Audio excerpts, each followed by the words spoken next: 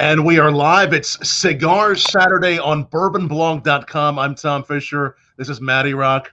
He is joining us from Sanj's there in New Jersey, and I'm right here on the border of Indiana and Kentucky, as always. We also have the incredible producers, Harvey and Israel Marrero. And where are you guys right now, Del and Israel? Del, you want to go first? Yeah, I'm in Chicago, and you can't see the stacks of boxes because I'm packing to move to New Haven, Connecticut. So, all right. Yeah, in transition, getting closer to New York. He's going to be closer to me now. His property values are going to drop already. Not at all.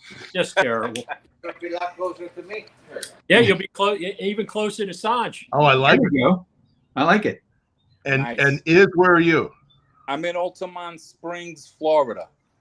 All right.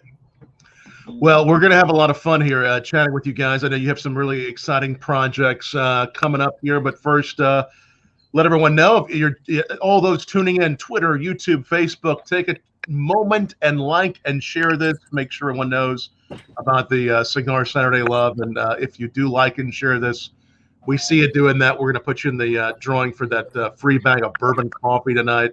And so what's happening there at Sanj's, Matty? What's going on? Looks like a pretty good crowd there tonight. Yeah, you had a couple of peeps, like I said, as the restrictions are dropping, and the weather's getting nicer. Everybody's tired of the COVID blues, so a lot of people, especially in this area, got their first and second shots in. So things are creeping back to life, which is, like I said, which is a nice thing to see. Mother Nature is giving us a little bit of love. Although yesterday she was back to being apparently somebody on methamphetamines, and it was 38 and blustery. She needed an intervention. It was terrible. So today was nice. Today was about 50, 56, 58 here, and for Easter tomorrow it should be in the 60s and nice. So I was happy for that. Nice. So things are a little hustle and bustle. I mean, my second shot's on the 13th. So my stir crazy ass can start getting back on the road again. There you go.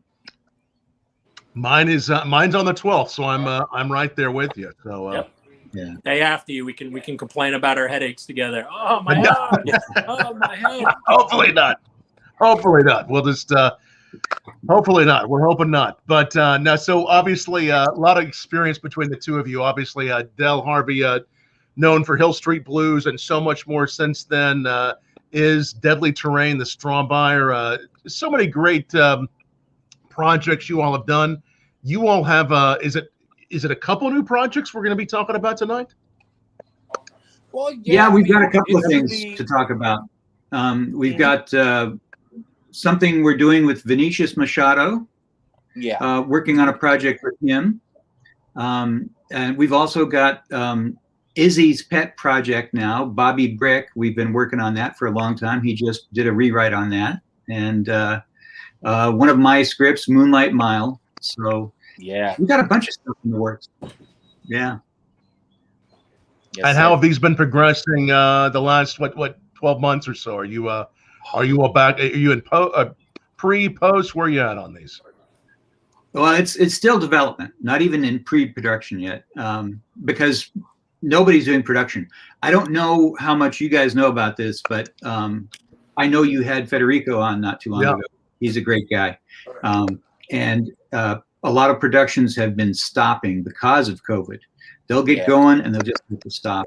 And it's so expensive because of the COVID requirements. It's just crazy. So we're going to wait until hopefully things get better soon. Right. Yeah. So when does it look like that's going to happen? I mean, I've heard a variety of different predictions. What are you thinking? If you ask me, I have no idea. Okay. So, how's that? Could be by the summer, maybe, give or take. I'm hoping by next spring. Yeah, God willing. God willing. Next spring. Yeah. So for most productions, it could be until springtime for a lot of them. For a lot of them, yeah. Do you know about The Mandalorian? Do you guys watch that show? I know a little bit about it. I'm familiar with it, but tell us about that. They have a very unique way of filming where everything is in one stage, and the background, no matter what it is is projected through computers. So they don't have to be out. They don't have to be in the world. They don't have to be amongst other people. Everything can be locked down. That is so unique that it helps make everything easier. It's still new technology, but I think you're going to see it blossom a lot because of COVID, because of how easy it is to make it happen. You're in a big soundstage, and I don't know if you've ever been in one. Well, it's like being in a radio soundstage. You're just isolated, and it's great. So, yeah. So is anybody else doing that besides Mandalorian? They're just getting it started. This is all brand new. So they're pretty much the they're the first to do it. They are the first to do it, and they do a lot of that with ILM, Industrial Light and Magic, which is a George Lucas company. So talking about Disney and those guys that have plenty of money, which they enter something into the business. Not with me. It's like I have $5.80. What's the best we could do here? So, I'm sorry, Matt. That's not really going to go that far. Like, oh, that's unfortunate. So, well, no, that's it's very exciting. Those sort of technologies have adapted to what's happening. So, tell us about where to start. I know Maddie told me a little bit about it, but what are you all working on right now together? Your turn is go for it. Okay, Del is gonna take Bobby Brick and direct it. We're currently doing a rewrite, which we did. And Vinicius Machado is going to play Bobby Brick. He read the script, fell in love with it. Vinicius is a really, really talented actor. I've been following his career for a long time. He was in Power with 50 Cent, that show. He's done True Detective. He's done a lot of good stuff. Shield, NCIS. This guy's a really, really good actor. Even Del was like, wow, I think we should talk to Vinicius to see what he would want to do.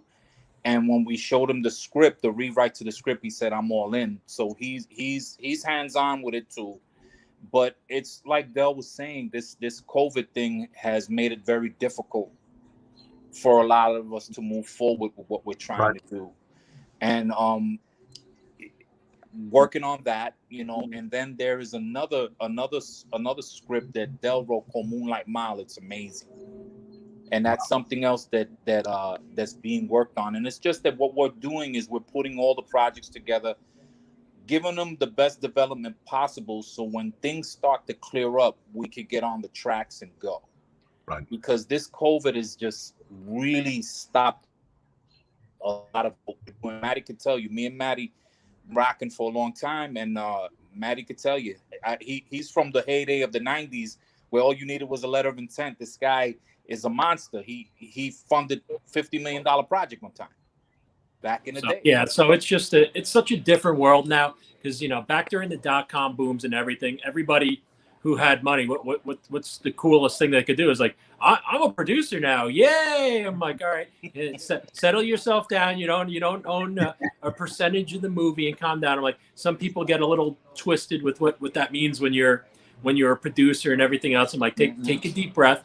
But the parameters back then were so much different because people had so much money. The movie houses and everything else it wasn't so monopolized, right? Everybody still had their freedom. And the word independent film was the coolest thing that you can tell somebody. Like, hey guys, we're making an independent, an independent film. Like you could show a chick $1 million, a Maserati, or she'll go with you like, closer, sweetheart, independent film. Ooh, that was like the magic key phrase. And that's what you did. You showed them that, and they loved it. You did. Oh yeah, man. I didn't do it on good looks alone. God, that'd be frightening. But yeah, so those parameters were different. And then as you're getting into, like I said, the first launch of the digital age technically was really the 90s. Again, because you had people trying to make movies online and the way everyone worked together. So you would go to even institutionalized funders, which would typically ask for, say, hey, I need to know what you're going to collateralize against this. What are you going to do? And, back then they didn't. It's like, and Iz used to laugh. Iz is like, I know Maddie. And we're talking 15 years ago. Iz is like, I know Maddie's 3 favorite letters. And he's like, what? LOI. Yeah. I need to see that letter of intent. If you can show me the letter of intent, if you could show me the buy-in letter of intent from the actors, you show me the prospectus and everything else. people would fund, and we were talking, $1 million or 2 million people would come to the plate and fund 15, 20, $50 million. And that was kind of like the golden age to get everything produced, get people out there. And like I said, you had the freedom really because there were still so many production studios around without everybody buying the next guy, right? And kind of monopolizing the industry. Then I would say the first real turn down, unfortunately, came, Iz and I were working on stuff. And then it was after that first financial crisis. And when that first financial crisis hit, forget LOI, everything was what are you going to collateralize against? Yeah. And you'd be like, hey guys, this is a private film. They're like, yes, Maddie, but what are you collateralizing? Like, I'm not going to give you an actor. What do you want me to collateralize? They're like, you get this guy's kidney. I'm like, this guy looks like he doesn't drink. Maybe his liver. I'm like, I'm not sure what you're collateralizing against. So institutionalized funders were the first people to really clamp down and be like, look, now there's too much risk. Everybody has lost too much money. All the bomb and the .com sent a ripple effect into how people invest in the film and the arts industry, which to me really sucked. So that was the first thing. And then what we all know as, and I'm sure Tom knows as, and a lot of our viewers, you get the angel investors and the other investors, your other guys that come to it. The problem is now when you had people with money that were either angel investors or outside money guys, they wanted to own your film, and they wanted they wanted not just conceptual rights, they wanted everything. And that's where people get crooked. Well, I'm the producer and we're doing this. I'm like, guys, producer is the person who goes in and gives the money in order that this film gets produced and goes to market and makes it. You're not a writer. You're not an actor. Hey, Maddie, I'm the fucking great guy. I could do the lead role. I'm like, dude, I've seen a Rock play, not The Rock, but a Rock play a better actor. Like, cut the shit. That's not, you don't own anyone's intellectual property. And then you got really where everything just totally flipped and was that side. These guys like, oh, if it's not my intellectual property and I can't do edits, I'm like, dude, that's not your job. An investor means just that. You're an investor. Producer is also an investor. And people got lost with that concept and what that means. And now you fast forward now, and you've had COVID and everything else, and institutionalized funding froze everything. Literally froze everything. So when you talk about your VC and your venture capitalist guys, it's how money trickles down in those industries. So there's no venture capitalist money going anywhere. So capital markets and everything's a mess. Well, now your regular VC guys, now they're scared because the VC guys don't know where to invest their money because they don't even know it's stable. If your usual commodity things or real estate, which is your stable stuff, has no stability, now they're out of their minds. At the same time, though, you have these people, the 1%, forgive me, I don't know what else to call them, who are putting money in Bitcoin, which is nothing. It's not real. And yet a single Bitcoin is what, 55,000? Yeah. I mean, so they'll put money into stuff just for the heck of it. What is this new thing I just saw where they put a little bit of code in an image and they'll buy it just so they can show it on three-letter denominal, that it goes up here. TLH or something else where you're actually buying, you own something in a cloud that's from an artist. So they'll create this incredible thing. And I'm like scratching my head. And I've been collecting art for 25 years, but I don't think I'd want to be the guy to buy those shares on the moon or Mars or buy a star. Because to me, that's you're actually buying an intangible, right? Yeah. So you're buying something that doesn't exist. And it's funny because in the art world, you usually be angry about buying a print and paying top dollar for a print. But even though at the end of the day, a print's still tangible, right? So everyone's doing this. I own this online art. I'm like, I have Bigfoot in my backyard. Let's talk. Like how much pay me? But you can't see him. It's online in the cloud. Yeah. Yeah, it's crazy. It's crazy. And at the same time, I know a lot of producers, kind of switching back to film, I know a lot of producers and production companies in LA are buying up scripts, just waiting for this period to be over. And they're just going to run out and make stuff they think. But I don't know. Yeah. And, what I hear from the outside is that people are so tired of being locked down and drawn out and away from it. Like I said, arts and entertainment. And like I said, quite often on the show, as our viewers know, we bring in artists. The arts are incredibly important to us. Like I said, bourbon within itself is an art, and one of the master arts. So you bring in arts and artists and artisan type things. Yep. Now, during all this, people realize how truly important is some of these things that people take for granted. They're not taken for granted anymore. So my hope and thought process is people want to get back out there. People want to start doing things, and I do believe in my heart that as this starts to wind down, people want to be vested in bringing in the arts back because they saw how important it is a film is to make you feel better, to get you out of that realm, how important music is and art and artisan type things are that before all this happened, we took for granted. And now during all this, without those things, how many people, internets were dying because people were streaming, nonstop and Netflix because everybody needed to get away from the reality of the everyday.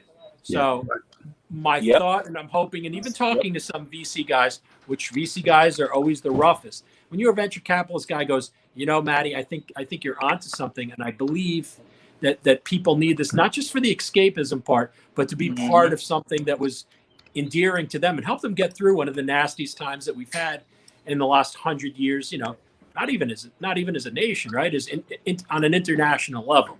Right. Yep. So it's true. I'm happy that I've started to hear those peepings. There's other good stuff. I'm not saying, but I'm saying Sanj might want to be a producer of one of the things. He might want to talk to you guys after the show. But Sanj wants to play a stripper, so that's between you guys. I don't want nothing in on that. So if you guys come to an accord, that's an automatic NC-17 rating. So keep me out of it. We'll talk. We'll talk. Look, Dell's like, hey, I've seen worse. We'll talk. That was good, Dell. That was very New York. I'm very Brooklyn. Hey, not out of it. We'll talk. Yeah, we're trying. Yes, sir. I just saw somebody put up art is good. Art is good. Yeah, some great comments here. Thank you, Brian. Everybody watching, Mr. Deliberate. Thanks for watching. A lot of great people watching. And again, it's Bourbon Blog Live, and we're talking about we're talking about a lot of things. The art, the film, every element we'll see coming out of the pandemic. And what you're saying, Maddie, is you're seeing more and more people who want to get involved in that, even maybe more so than they ever had been. Right now, you're hearing those whispers. Yeah, because everything is so different. We've never been in a situation quite like this. And like I said, the things that saved a lot of us is the arts, right? Yeah, it saved us. It brought us together. It shows, hey, don't take these kind of things for granted. If there's anything we learned these last, 15, 16 months, don't take those kind of things for granted. These are what saved us. They're culturally important. They're artistically important. And, they're good for your soul, man. Any essence of escapism that you could get in the shit that we've just been through is, you can't put a price tag on how important that is, right? Yeah, it's true. That's the truth. Right. An escape is important because it's a lot of stuff going on, man. And art is what helps us get through. Like all types of art. Like right now, the art is what you guys are doing right now. That's an art that helps you escape. Like I was telling Matt a long time ago. A good cigar de-stresses you. It takes you somewhere else for that moment, especially when it's a good one. And it's like anything else, like writing for me is the same, and for Del as well. Creation, developing things, creating, writing. It's a distraction because this is so messed up, and people take everything for granted. Just like Maddie said, everybody takes everything for granted, and then when it hits you, that's when you're gonna, But that's what we're trying to do, Yeah, I think it's it's so important, and people that are, like I said, that are listening out there, I think we can all be together on that same page, kind of universally agree. What are those things that help get us all through this? Since we couldn't be together, we do things in this, in the digital world as we do today. But I really think people are looking forward to getting back out together and shows being on and being able to get to a movie theater. And like I said, from being in cigar events and bourbon events with this thousands of people, right? To, doing this, people need that. Let's, the common core of humanity, right, is to be around other humans. It's how we're built. It's who we are. Yeah. Well, I can't wait to get back out there and make films. And there's a film that we were talking about, which would have a role for a very unique sort of actor. I think his name was Matty Rock. Yeah, that's it. Yeah. Run Like Hell. Remember that horror film? We got to make that. That's going to be fun. Yes, it is. Like I said, and I got updated because I officially said it's like I could play some badass shrubbery, a bush, a tree. I'm like, I own that shit. And you know, isn't Dell like, I think there's more for you. I'm like, oh shit. I mean, that's great. Is it a running shrub, or are they running from the shrub? Which one is it? It doesn't matter. All I can say, It's smoking. if you interested, I've been upgraded from a cadaver, and they actually have lines. But This could be the smoking bush, in fact. Exactly. The burning bush, in fact. Yeah. Yes. No, that's incredible. Now the projects you're working on now, can you give us an overview of what these films will look like, of what the premise is? You want to go first, Del, or do you want me to? You go ahead with Bobby Brick. Okay, Bobby Brick is basically something that I came up with about 2008. I had a friend of mine who was a bouncer at the old club, Limelight. You remember that club, Matty? yes, sir. Many strange things went afoot under that roof. Yeah. His name was Rick. So he's a big guy. And one time I seen him take a guy out, an unruly patron out, and the guy was giving him lip, and he hit him. But he hit him only like one time. So I told the guy, I said, man, your hands are like bricks, you know? So after I seen that happen, the script was kind of based on things that were in reality, things that I've seen. So that same night, a situation happened with a young woman who was drunk, and they tried to assault her. And my friend, the guy that I told you about, caught the guy and dispatched him a good beating. Cops came, boom. Years later, I ran into my friend, and then what happened was I said, hey, do you remember that night at the Limelight? He said, yeah. I said, listen, I'm coming up with an idea. I want to write a story. I want to write a script. Do you mind if I base it on that? So he said, sure. You know, so that's when the whole thing of Bobby Brick started to come into play. But also that character is a composite of different people. It's a composite of him. It's a composite of myself, because I was in the military. And it was a composite of a friend of mine named Edwin, who was a Navy SEAL. This guy was really good. So that whole character started to come into play, and then I started to design a story, because being from Brooklyn, Matty will tell you, I lived in Bensonhurst 3 years. I've been around a lot of guys. That's all I'm going to tell you. So all of those conversations and all of those things was the preface to the story and what it was about. And that's how I came up with the story for that. And as time progressed, the story changed, you know, and now we have to bring it more into a linear modern time. So that's where this rewrite came in, because the tapestry has changed in the city, you know? So this rewrite is basically modernizing the story and bringing it up to, you know, to date now for what it is now. And yeah, Dell seems to like it. A lot of the people seem to like it. You just know, the Limelight itself. So New York, you know, outside of New York and New Jersey, people don't know. It makes Limelight even creepy. It was a converted church. Yes, it was. No, you just talk about, you know, that little extra. What goes on under the roof of this place? That's pretty insane. Oh yeah, it was a church. Like what? I'm like, yeah, it was a church. I'm like, what is God saying? Like, you don't look in there. No. Limelight was a tough place, man. Yeah. Remember, I worked, and that's, you know, we worked, you know, we knew a whole bunch of some of the same people there. It was just, it was insanity, man. You know, it wasn't quite like Studio 54. It was a little bit harder and more sinister. You know, 54 was one thing, but you come up to the next generation.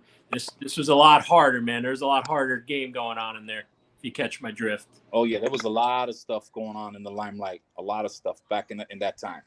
It was a tough place, you know. But yeah, and you know, that's the best way to write. Like I used to tell Matty all the time, is from your experiences. You know, because when you draw from that, people seem to tend to like it more, because they see some type of a common ground. Oh wow, I knew a guy like that. Oh wow, I've been through a situation like that. Because you know, that's the way I write. That's the way I've always written. I wanted to base it in reality. You know, and Dell's kind of the same. Dell is another person who writes beautifully, but he does it in things that he's seen and witnessed too. But the beauty of Dell is that Dell is a screenwriting professor. So that, that makes it beautiful. So like if I'm stuck with something, hey Del, can you help me here? And he does, so that's the beauty of that, but basically that's it. It's a gangster film. It's about loyalty, it's about family. I try to base it in those things, like a throwback to the 80s films, the 70s and 80s, like that type of style. I wanted to give it that flavor. Right. Because a lot of movies now, it's good, they're entertaining, but they don't have that same soul. I'm a guy that watched French Connection, Seven Ups, Marathon Man. Those were great films. Scarface, Bronx Tale, Carlito's Way, Godfather. Those are the type of films. Sopranos, that show. Yes. Yeah. I was going to bring up a picture. Now, when did the Limelight close? I was going to bring up a picture of it here. Oh man, Maddie, do you remember when it closed? I'm going to say 2012. Mm-hmm. Yeah. Yep. Oh, so wow. yeah, there she There you is. So I think 2000. I mean, there was something There running. she goes. Remember, there was the club underneath that made it an extra year. But I want to say 2012 when the doors officially shut. But yeah, so people would come like, "That's a beautiful church." I'm like, Oh yeah, it's a club. Mm-hmm. Yeah. Very nice. Like I said, and it's perfect fodder to write about a movie, because stuff that people be like, there's nothing real about this. Is like, no, amigo, this is real shit that happened under here. I'm like, I just told you, man, it's a damn church and it's a club. I'm like, just go with me on this one, would you? They're like, oh, I'm like, yes.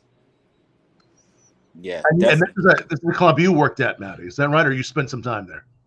Yeah, I had people that worked there that I'd help do with promos and everything and pictures and everything else. But like I said, just crazy, And you go there as a club fair, and it's just crazy the shit that went on. Right. Mm-hmm. Mm-hmm. Yeah, Maddie knew all the same people. We kind of knew all the same people that would deal in these particular places. I used to know two guys that I used to know from the neighborhood, Frank and Mike DeMayo, right? The name DeMayo should say it all. Their uncle, I don't need to mention it, but DeMayo should say it all. These guys, I used to call them the Wonder Twins, because you were going to wonder which one was going to beat you up worse. These guys were nuts. That's great for Easter. I got to go put all of us in witness protection. There is. Happy Easter. These guys is something else. Something else. That club was, it was, and like I said, crazy. I got to see it from the other end, because back in those days, doing print ad, it wasn't that you could find a 16-year-old kid to do print ads and everything else. So people call you, hey, I'm promoting this. I'm like, yeah, I know that place. Like, can you help do flyers and everything else? I want to promote this. Like, so you really learn, the inside of the beast, because you got to create the best print stuff that you can, right? Right. So that's right. Crazy stuff. Yeah. Crazy, man. So that's the one you're working on. It's called, what's the name of it again? Brick? The Bobby the Brick. title of the Bobby Brick. That's the one. Brick, yeah. And the other one is called was it Midnight? Something Midnight? It's Moonlight Mile. And actually, Maddie was talking about independent films before, like in the 60s and the 80s, and how they keep making a resurgence. And that's kind of what's going on now. And mostly thanks to all these superhero films, these things that cost $200-300 million. So everything else is just, $10 million, $20 million. The problem with Moonlight Mile, it's a crime thriller, and it's sort of like Tombstone meets 999. It's action, it's cops and bad guys, and it's based upon an experience I had. We had a guy who lived in a neighborhood who was just a bad criminal. His name was Jack Devlin, and he would do things like break into your house and sit on the edge of your bed while you're sleeping, go through all your stuff, then you'd wake up and find him there, and you'd be too afraid to do anything because the guy was just absolutely nuts. He ended up being stabbed to death in his own hallway one night by somebody who was even a bigger monster than him.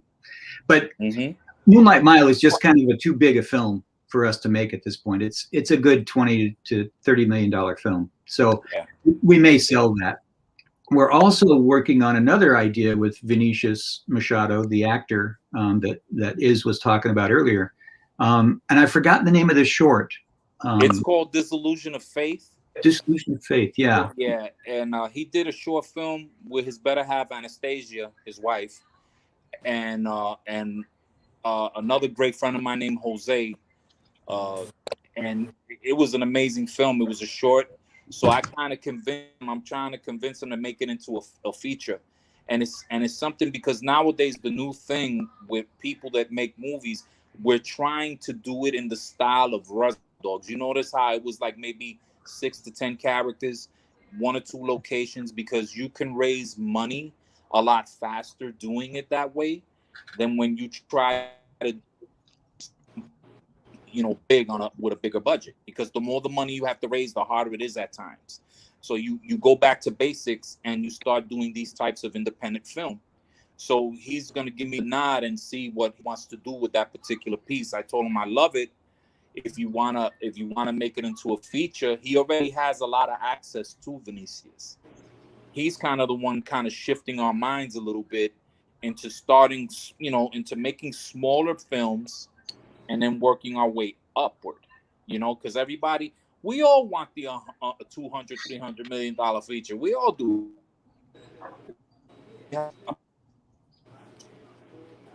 Everybody who's somebody did it that way.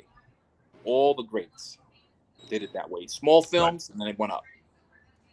Yeah. Hey, man, Pacino started on the stage for Peanuts, right? Right. Yeah. It's true. And then you got a break in that little film, The Godfather. Yeah. That's right. What? Right. Never heard of it. Right. Yeah. And Sanj may have his start the very same way. He may start on the stage for Peanuts. Right? That's what he's thinking about. Instead of Dirk Diggler, we'll have Sanj Digler, right? That's hilarious. He could do his little thing. He goes, "Want to see me charm my snake?" You see what I did there? That's right. No, I'm a terrible person. Is that what he's smoking on? Is he having one of those snake charmers? Is that what he's doing? He doesn't have it yet, right? It's I have a snake charmer. Oh, they're not out yet. That's a snake charmer. That's it. Wow. That's it, brother. Okay. That's a special Dot head. Mm-hmm. Yes, he is. We love him very. Oh, the cigar. Yeah. You said it. You said it. Yeah, when we smoke these cigars, remember the hashtag not racist. I didn't make him call him the Dot head. He chose the name for the cigar. Yeah, look, Dell's just like, oh no.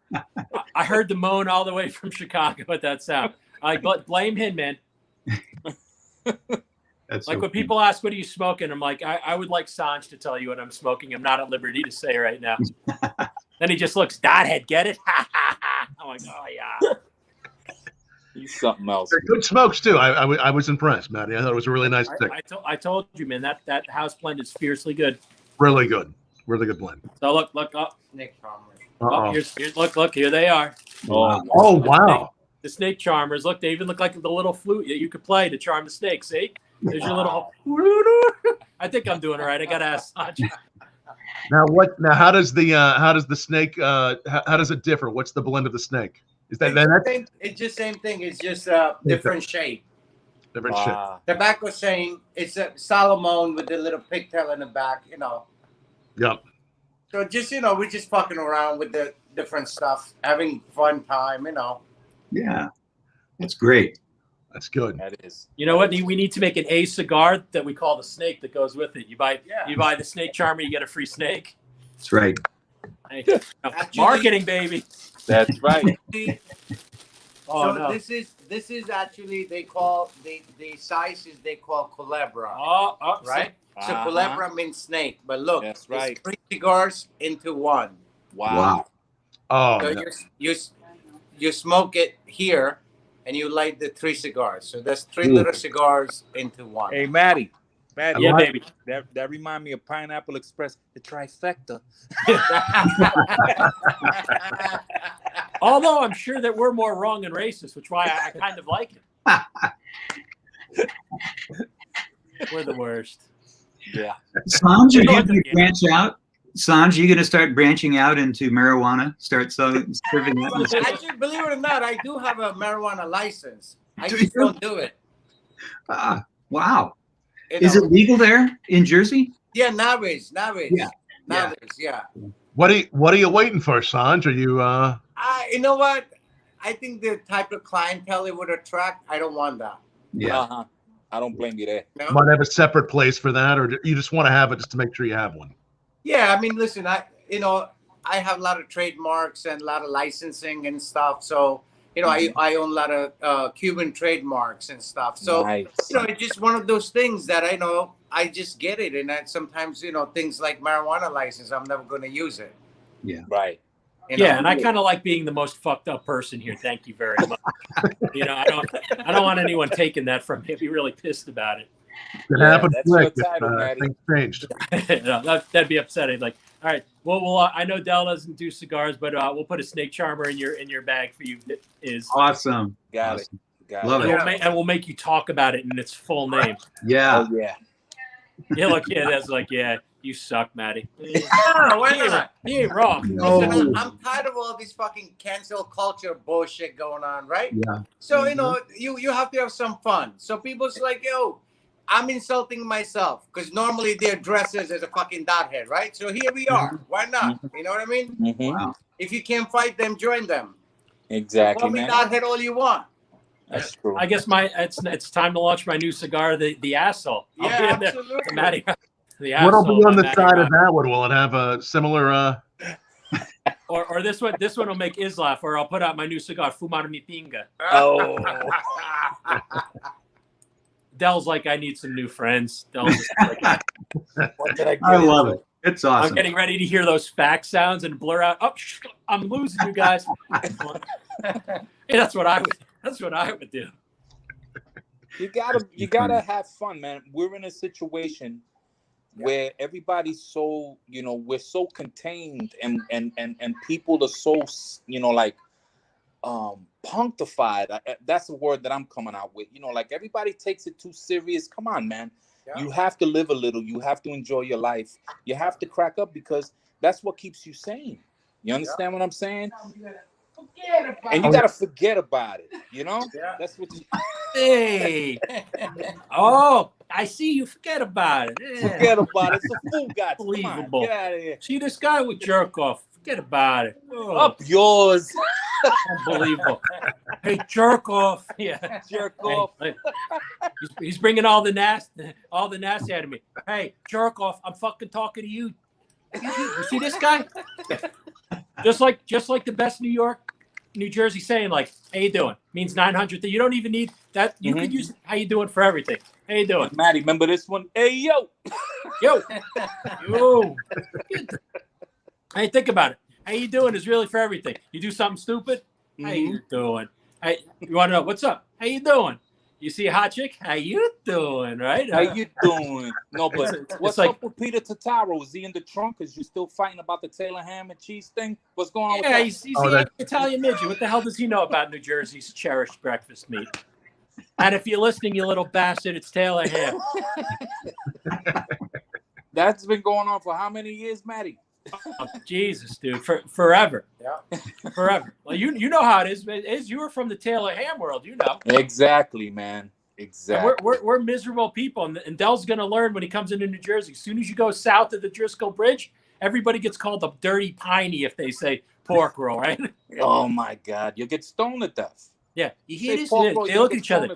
You hear this guy? The fuck is pork roll? Huh? Some kind of jerk off rolling up into our fucking place, calling it pork roll. You need to teach him this motherfucker a lesson, And it does. It goes to Sopranos like that when you're messing with Taylor ham. Maddie used to call me. I said, "Where you going, Maddie?" He goes, "I'm gonna go pick up the midget. We're gonna have another fight about Taylor ham and pork roll." And he is. Even if one day he's like, "You're right, he is an angry Italian midget." I'm like, you gotta work hard to get that hashtag. You gotta work hard. That's a special hashtag. You gotta work at it. It makes me laugh. See, that's what I love about Maddie. Maddie always has me cracking up. I could be in a mood or in a funk, and then all I have to do is see him and whatever the hijinks. Let me call this asshole. We'll say something. He'll say something stupid. Maddie, what are you doing? Just that. Oh, it's just jerk off. It's like, all right, there we go. Oh my God, it's the best, man. I'm telling you. Sanj, is that why you keep him around? Does he make you laugh? Yeah. Yeah.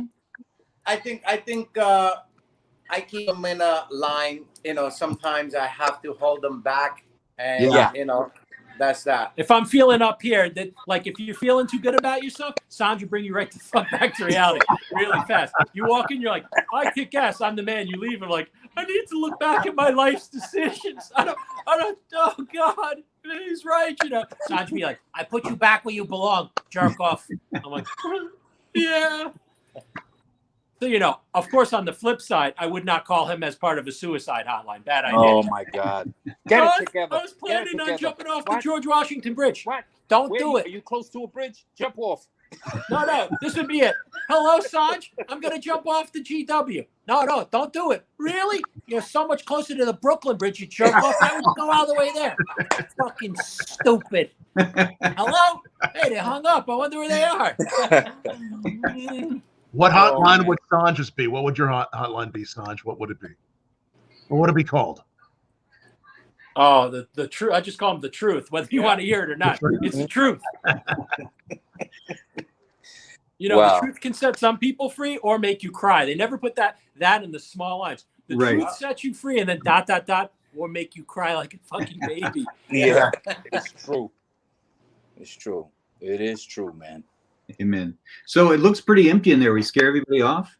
No, they went in the back. So they're all in the back. Good. So when we do this, we tell them that, you know, they got to go in the back. Okay. Yeah. But I got the Puerto Ricans on the other side of the screen. You know, I got 2 Puerto Ricans up here. That's great. yeah, Dell's like, first rule, new friends. Dell, he's right. He's writing this. But no, on the real though. So Iz has already seen the pictures. We've done it. So remember, when you film here, when things get going, I mean, you have so many tiers. You have the 2 huge back rooms. Then the outside is now a pavilion outside. What, 250 people? Yeah, about 200. So just in one lounge, you get 3 different looks. And Sanj is starting work on the upstairs on top of that. Nice. Gosh. Nice. Good job, man. That's great. Yeah. So when you're unpacked and you feel like dealing with crazy people, you know where you're coming, Del. Happily. I look forward to it. Yeah. Yes, man. And Yeah, it's man. moving, it's like half hour. In Connecticut, yeah. Yeah. It'll be up in Connecticut. So Right. Sanj is on the border of Upper Saddle River and Woodcliff Lake. You could like throw a rock across. So Iz knows what that is. So literally, you throw a rock across the street. You're in Upper Saddle River. So you jump on 287. You're done. You're up by Dell in an hour and a half. Sweet. Yeah, and then we have to get Israel up there too. That is cigar There's heaven. no doubt about it. You see where Matty is? That's cigar heaven. Yeah. Oh yeah. Sanj's shop. He got everything in there. Yeah. Everything. He got the Cubans in there too, hitting inside the boxes. Whatever you need. I got some Cubans in the trunk too. Shit. First, you're already gonna get it. First, Iz is gonna get us whacked. Now he wants ATF coming. Dude, what the hell? Well, here's your new script, guys. That you'll be There's writing our fucking film. Pokey. There we go. Nice. Went from comedy wasn't to talking horror about really the- fast. Fucking I heck. wasn't talking about the cigars. I was talking about the people that roll them. Yeah. Are they in there too? And now is added INS on top of it. Keep Right. going. Yeah. Yeah. Keep quiet. Cállate. Dios mío. Pues, coño. Coño. Is all proud of himself. Whole ride home, I'll hear, we'll be like, SWAT be coming for us. That's so funny. Yes, But it is. on the serious, guys, let everybody else know any of the other projects that you're working on and where they can follow you, where they can look at what you're tell doing. us where you can follow us. We're putting together, actually, we're shifting from our old company to a new company. We've got a new partner, Dan Griffin, who's like us. He's been making films since he was about 3 years old. And he's working on a feature right now in Atlanta called 13 Steps, an action film, action thriller. Tony Todd, right, Del? Tony Todd and a bunch of other folks, yeah. And so Griffin Group is what we're putting together, and we'll email that to you as soon as we have our act together, man. Give us a little time. Come on, Maddie. Yeah. You know what it's like. I'm New York, New Jersey guy. I'm patient. You know that. I know. You're awesome. Yep. So that's what we're working on. That's a whole other situation that we're working on, and it's just basically plugging away. Just plugging away and getting things as developed as best as we can. So when it's time to roll, we're ready to roll, because that's how we always done it. But we're just hoping and praying that this thing subsides already. It's been a long time already. It's like what, a year and Maddie, a year and a half already. I still feel like it's April 427th, Feels like 2021, right? Yeah. So, like I said, I think the blessings that are coming up is so far everything seems to be working. Like I said, people, we kid around a lot of things. I think people have to leave politics on the burner. Everybody's entitled. This is the United States of America. Everyone's entitled to their belief system, their belief structure, and everything else. But at the end of the day, a virus doesn't care who you are or what you are. Its job as a virus is to fuck you up. That's it. So believe, not to believe. And even if you don't believe that, the second most important word that I think should have come up from all this is respect. So even if you don't believe it, or if this is a hoax or it's crap, okay, fair enough. Just respect the next person who maybe doesn't believe that. And I think if we can all come together and have that agreement that respect is an essentially important part of everybody's life, stop focusing on the media, stop focusing on the politics, and focus in the reality in the now, right? Yeah, it's true. I feel like there should be a moment of prayer now, Maddie. That was so, I don't know. Very profound. But it's true what you're saying. Respect is the key. Look, it's like an eclipse. Every now and then, the two existing brain cells cross, right? And they fire together at once. It's like, it's like a lunar eclipse shit. A is meeting neurotransmitter B. Ooh. Well, just so you know, I've got nothing for at least another 90 days. So you're going to have to cherish that moment. You guys figured it out early, I think. Smoking cigars keeps it away. Keeps the COVID. Yeah. Well, let's hope it does. Let's little whiskey, little cigar. I made his laugh. Remember what I said? You're like, what are you doing to keep safe? I'm like, look, I'm not sick, and I don't think it's coincidental. I've been using Dracar Noir since 1986, and I think Dracar Noir keeps COVID away. I'm like, I think it keeps it away. I still didn't get it. So, no, right now, God, what is it? Guy Pierre, who I made Dracar Noir, I was like, this guy, get us this guy now. Yeah. I'm like, I'm just saying, I've been loyal. I still have Dracar Noir. You're listening? Wow, man. Get it, guys. I'm just look. Tom's never been more disappointed either. He's like, really, Dracar Noir? I'm like, you're real courageous. Did you just coin that term in '86 or just recently? What, the Dracar Noir? Yeah. That's kept me safe for 16 months. I'm sticking with it. I think it's worked for us. Yes. The missus isn't a real fan of it. She's like, you put on Dracar Noir, I will kill you. I'm like, see, it'd be you, not the virus. I'm saying. She wants you to start drinking it. She's like, can you start drinking again? I liked you better. Like, all right, Tom. I saw a puff. Tom, what are we smoking today? I'm doing a Liga number 9, and having a little Peerless Rye. And what are you having there, Maddie? So, as you know, that the Drew Estate, for their 20th anniversary, put out the Acid 20s. So I was lucky enough to come by some of the special edition Acid 20 Bronxillas, and you don't see it, but apparently you require a master's and 3 PhDs to peel the beautiful silver label off. So anything that's childproof, I do really poorly at. So you really enjoy the cigar even more because it takes the extra 10 minutes to peel everything away without stomping on the cigar and cursing. When you send them to me, instructions, please. Oh, yeah. You're gonna need it. It's a deep acid. With my luck, I'll catch a seizure trying to open that thing. Like I said, that'll come out, and I know Tom smoked them before, so like I said, the same sweet profile to it, creamy. Yeah, and like I said, is has had the regular Acid 20 before, so it's gonna be, it's just they're amazing. Particular unit for that. They're amazing. And so since Dell doesn't smoke, we'll just send Dell swag. So I've only ever had a Swisher Sweet. What do I know? Oh, but Swisher owns Drew Estate, so right now they're all. We're gonna bring you over to the dark side, Dell. That's right.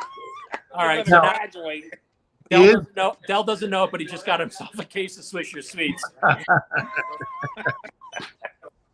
Dell? Are you all whiskey fans, spirit fans? What do you like to drink? Let's see. Jameson's. I'm an Irish whiskey guy. Yeah. He He's one of those. I mean, I like a nice cognac once in a while, a nice bourbon once in a while. I'm a rum guy too. When I have a drink, it has to be bourbon, cognac, or rum in no particular order. Those are the things that I like. Well, all together. Yeah. That's what I have. Several things I'm tasting as I'm having a cigar. So I feel you there. So since I was doing sweet, I have and also because I'm husky and I've had too many sweet drinks today, I just have my green tea with some peach from Starbucks, which actually does in fact go well with the floral bouquet on the acid 20s. So while you guys imbue in the big boy drinks, I have to live vicariously through you. But I have to say, kudos Starbucks. The peach green tea and the acid 20 actually went together. I can imagine very, very well. Of course, my stories will be far less interesting than everybody else's. But hey, what are you going to do? That's true. And I did see some sort of a question that popped up. Del, as we know, many years ago, you worked on the Hill Street Blues. Go ahead, Del. I was an intern for writers who worked on Hill Street Blues, Rockford Files, Starsky and Hutch. They called it Starsky and Hutch, all kinds of stuff. Yeah. You worked on Rockford Files too. Yeah, I actually got to write an episode of Rockford. It was a two-parter, the one where Angel has his Vietnam flashbacks and goes to hell, kind of thing. Yeah. Right. Wow. So you interned on that. I interned on that. Yeah, it was when I first went to Hollywood. I had been making films since I was 10. I made a film when I was 10 and won an award from the state of California. Got $1,000 and my head just blew up and said, "I got to do this." Big dummy. And then I eventually went to LA and started working in production. Did that for the longest time. I worked on HBO's first ever TV series. 12, 14 hours a day, 6 days a week, got pneumonia. And then I said, I got to get a day job. So I went to work at the Directors Guild and worked there for a few years, which was perfect networking. And that got me into Disney. And from Disney, I went to Lucasfilm. And, I just slept with everybody. I was a whore. What can I say? Incredible. Several friends. He's been doing this thing for a long time. And he's, it's always a blessing to work with somebody like that, because he's not only like a brother to me, he's a mentor. And Maddie's another one of my mentors too, because Maddie, when we had conversations, he was always giving me advice, and the more you learn from your mentors, the better you become as a person. Maddie was telling me, shut up. Did he say that to you? Oh, shut up. Listen, you just had me impressed that you were a whore, Del. Don't take it back. And of course, in my mind, I'm saying it like Sir Sean Connery. Listen here, Del. You're nothing more than a whore. Very nice. Now, Del, working on several of these police shows early on, Hill Street Blues and Rockford Files. Some of the early ones, I was just reading an article the other day. It's been 70 years since Dragnet first premiered.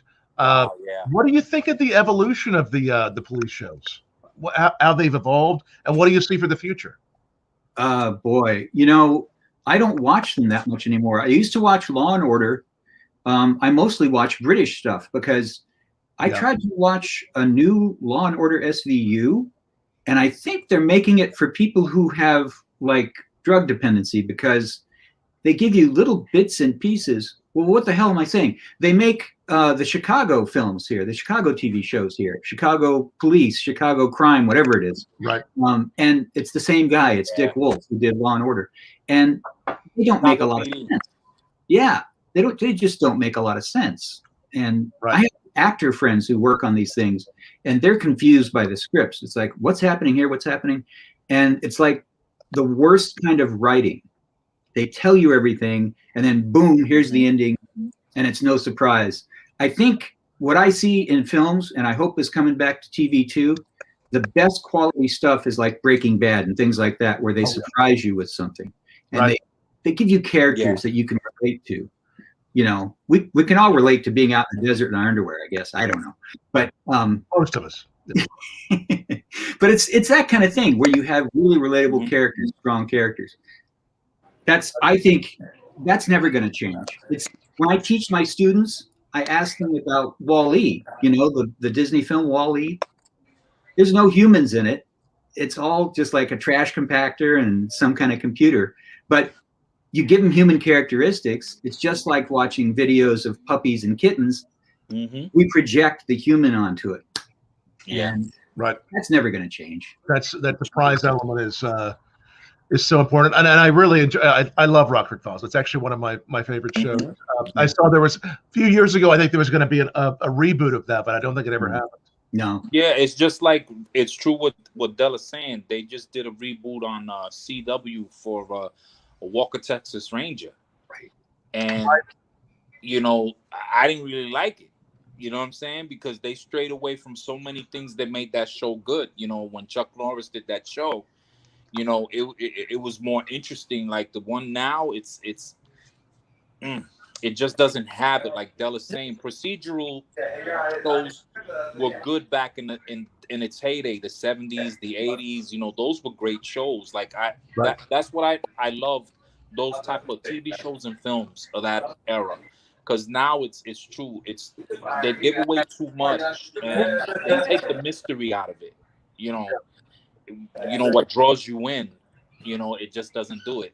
Yeah. There's some shows like Bosch, right? Right.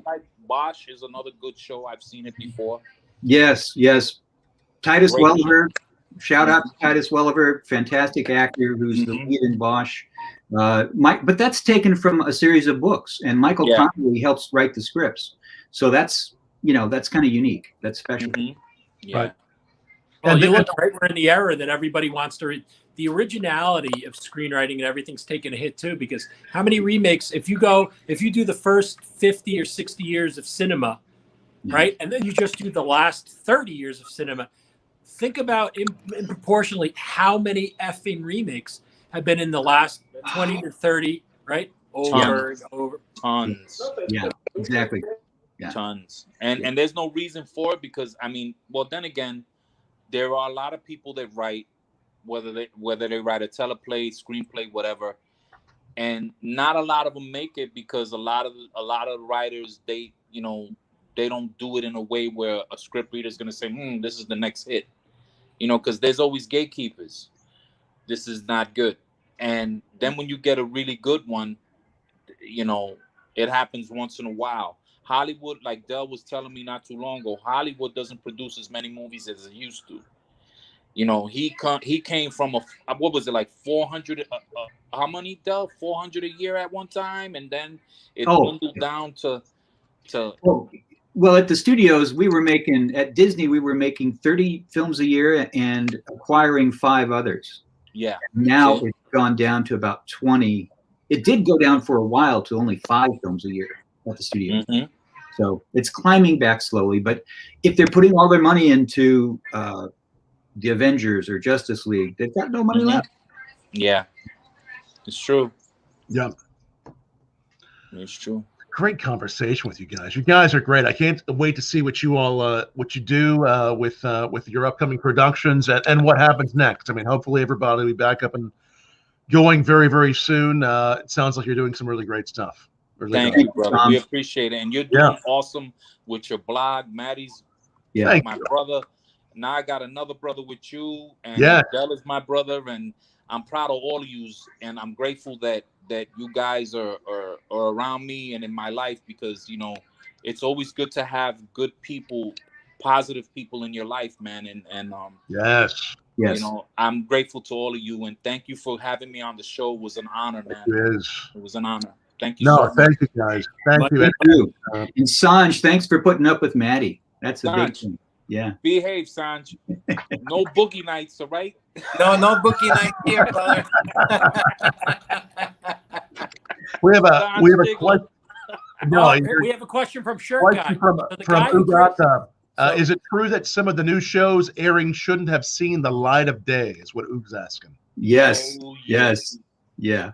What would be one of them, or a couple of them? Any of them that you want to mention or comment on? Go ahead.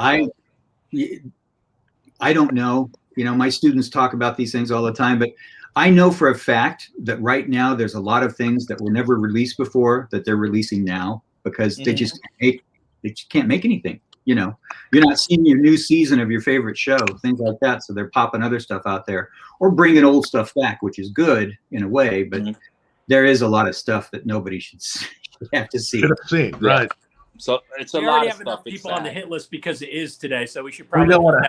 keep that shit quiet, man. I'm not fast enough to be looking 360 all the time. Thank you, You're Shit. welcome. You're welcome. And by the way, that was Shirt Guy. So Gene is we call him Shirt Guy. There's our deceased friend who we love, the Cuban Carl Reese, called him the Shirt Guy. But second generation fine garment maker who actually made the costumes for the film industry and Broadway and stuff like that. So remember, keep in mind for costume design and development, Right. we got you, Gene. And this tie too. This was the tie. And his Very tie. cool. This is the tie. He sent me one of the ties, which I love the tie. Thank you, Shirt Guy. I was going to wear a bow tie, but Gene got pissed off that I wanted mine to go around in circles, and he asked why he even talks to me. Well, we're gonna Not wrong. at some point, I think, Maddie, we're gonna have you wear the bow tie and I'll dress like you. So Oh, man.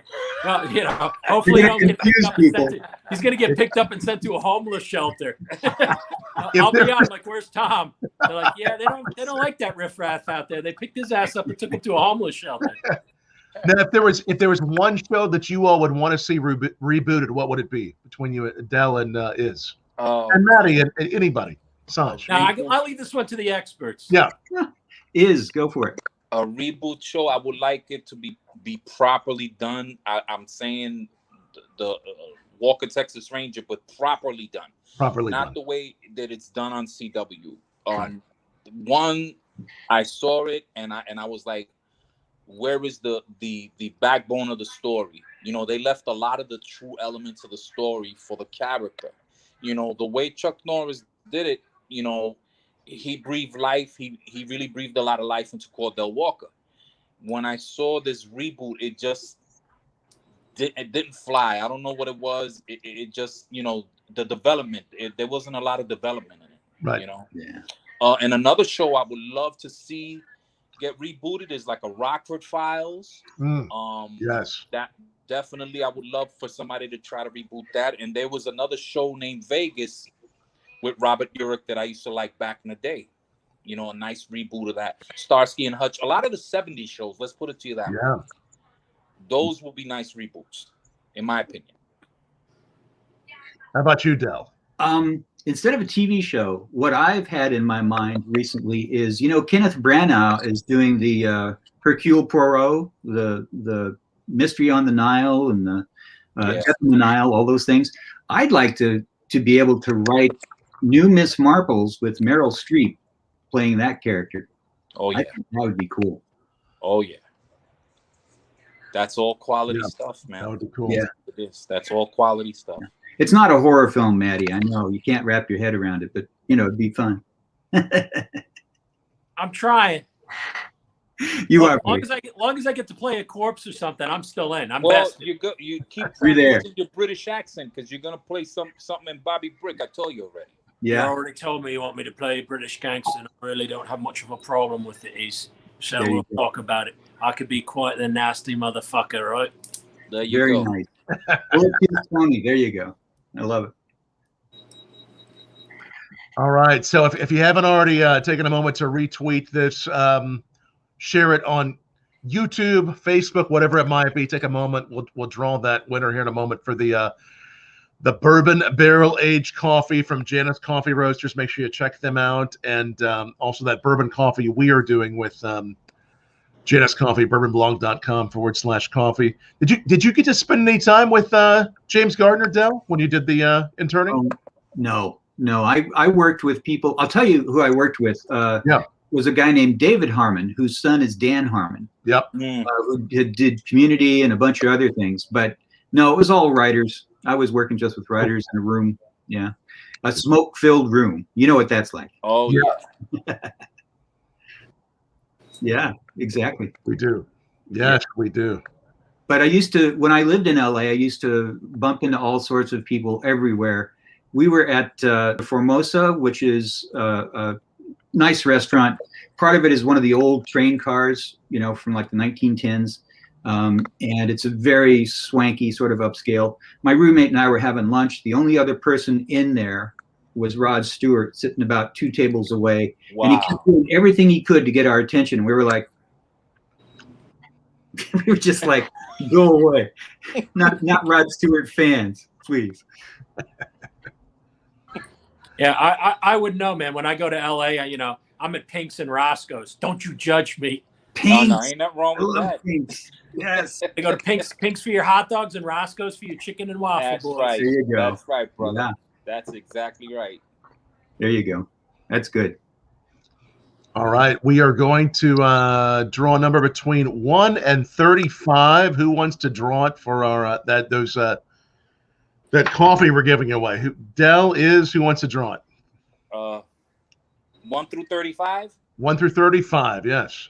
About 15. All right, number 15 goes to Chris Osgood. Chris, thanks for watching. Ozzy, what up, baby? Hey, Chris. Thanks for watching, Chris. We'll send that coffee to you, and this audio will also be up on our podcast channel, anchor.fm/Bourbon Blog. Such an important conversation about what you guys are doing, and also just what is to come when we all get out of this, and looking at the film, the TV industry. Thank you guys so much, everybody, for being on here tonight. Maddie, what's happening next week? Do we know what's happening next week? Much love. So one of my guys reached out to me. So it's going to be somebody from your world. So it'll be some distiller bourbon people. So we will announce the name during the week, because I don't have it in front of me. I just have their name. So it'll be surprise. A surprise booze. See, That's gotta be good. I could imagine. Well, I gotta live vicariously through Tom to tell me. Yes, that's right. That's So right. I got to smile wave, and when we go off air, Dell and Iz stay online for a bit. Will do. Thank you, guys. Thank you so much. Thank We you so appreciate much. it. We appreciate Dell it. Thank is- you, guys. Guys, great work with everything you've been doing, and looking forward to seeing your upcoming shows. And Maddie, Sanj, everybody, much love as always, and Much love, cheers. brother. Thanks Much for love to watching. everybody Cigar out there. Thanks Saturday. for tuning in as always, gentlemen. Much love. Glad to have you as my brothers. Always, Maddie. Guys. God bless always. Cheers. God bless you Bye, Sanj. guys. Bye-bye. Sanj, take it